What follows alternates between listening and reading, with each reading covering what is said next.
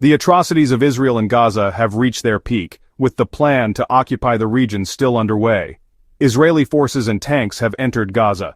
After conducting aerial bombardments, the Israeli army has intensified preparations for a ground offensive, deploying fresh reinforcements along the borders. Israel has declared Gaza City as the last stronghold of Hamas fighters. Following approval from the Israeli Security Cabinet, this operation is expected to begin soon. Meanwhile, mediating countries such as Egypt and Qatar continue their efforts to restore peace talks. On the other hand, Israeli forces are carrying out relentless and brutal attacks on Gaza. In the latest strikes, the military martyred another 64 Palestinians.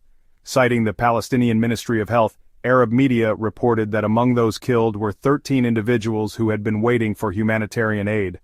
According to Arab media, the total number of people killed in Israeli attacks on Gaza has now reached 62,819, while 158,629 have been injured. The situation in Gaza remains dire under siege. Due to severe hunger, 3 more people have died, raising the death toll from food shortages to 303. Due to severe hunger, 3 more people have died, raising the death toll from food shortages to 303.